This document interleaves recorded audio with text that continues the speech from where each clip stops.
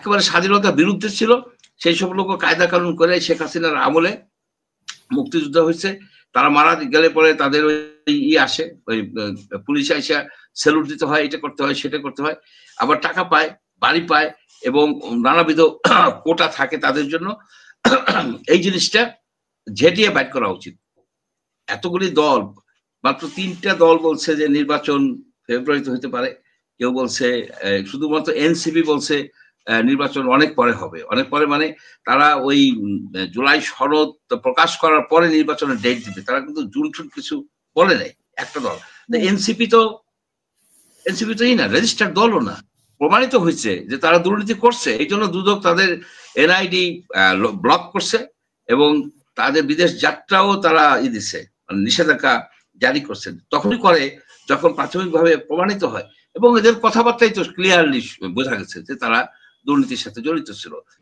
এই যে সিআর আবরার সাহেবের যে কমেন্টটা, যে তাকে একটা বদলির জন্য 1 কোটি টাকা অফার করেছে, 1 কোটি টাকা অফার করা হয়েছে। এটা উনি ভালো করছেন বলে যে শিক্ষা বিভাগে এরকমও পোস্ট আছে যেখানে 1 কোটি টাকা ঘুষ দিতে পারে।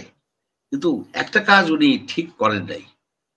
যে লোক এই অফার করছে বা কাউকে দিয়ে অফার করছে বা ওনার লোকের কাছে অফার করছে, উনি কনফার্ম হয়ে তো বলছেন পাবলিকলি। তো ওনার তো উচিত হলো দুদককে ইনফর্ম করা। এখানে আপনার দুদকের যে দুর্নীতির যে এইগুলো ধারাগুলি আছে, সে ধারা তো এখানে ভঙ্গ করছে। আপনার দুর্নীতি কমিট করার যে কনস্পিরেসি, সেটা হচ্ছে ক্রাইম। এখন আমি আপনার প্রোগ্রামের মাধ্যমে আবরার সাহেবকে আমি চিনি, অত্যন্ত করিতকর্ম, অত্যন্ত মেধাবী। আমরা আশান্বিত যে সে যখন শিক্ষা মন্ত্রণালয়ের দায়িত্ব নিচ্ছে, ওই লোককে দুদকে ধরাই দেয়া, তাহলে ভবিষ্যতে কেউ অ্যাটলিস্ট ওনার কাছে আইসা অফার দিতে পারবে না। ঘুষ দেয়া এবং ঘুষ নেয়া দুটি অপরাধ, এবং ঘুষ দেওয়ার, ঘুষের কর্মকাণ্ড করার যে পরিকল্পনা, কনস্পিরেসি, সেটাও কিন্তু অপরাধ। এগুলি ওনার মনে হয় এটা উচিত ছিল। এক, ওই মুক্তিযুদ্ধের যে কথাটা বললেন, এখানে কিন্তু একটা বিষয় হচ্ছে যে কয়েকটা পত্রিকা ব্যাপকভাবে ভুল তথ্য প্রকাশ করছে যে বঙ্গবন্ধু শেখ মুজিবুর রহমান, সৈয়দ নজরুল ইসলাম, তাজউদ্দিন আহমেদ, এদেরকে সহযোগী বলা হয়েছে। বিষয়টা কিন্তু সেরকম না, সেরকম না। তবে একটা জিনিস এখানে আছে যে জামাত, রাজাকার, আলবদর, এরা যে শত্রু বাংলাদেশ নামক রাষ্ট্রের, সেটা কিন্তু এই প্রজ্ঞাপনের মধ্যে ক্লিয়ারলি লেখা হয়েছে। শুধুমাত্র একটা জিনিস করছে, তৎকালীন জামাত, এই তৎকালীন জামাতটা ইচ্ছে করে লেখা হয়েছে। তৎকালীন জামাতটা জামাতি, আওয়ামী লীগ।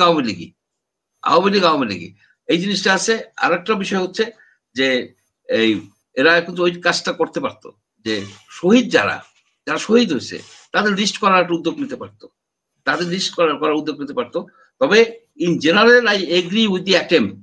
এই কারণে আমি এগ্রি করি যে হাজার হাজার ফলস মুক্তিযোদ্ধা আছে, যেসব লোক একেবারে স্বাধীনতার বিরুদ্ধে ছিল সেই সব লোক কায়দা কানুন করে শেখ হাসিনার আমলে মুক্তিযোদ্ধা হয়েছে।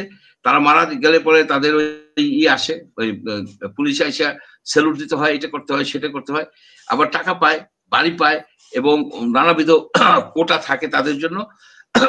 এই জিনিসটা ঝেঁটিয়ে বাইট করা উচিত এবং ডিক্লেয়ার করে দেওয়া উচিত, যারা ফলস দিয়ে ঢুকছো তারা নিজের উদ্যোগে বের হয়ে যাও। কেউ গেছে, আর না হলে তাদেরকে জেল জরিমানার একটা ব্যবস্থা করা উচিত।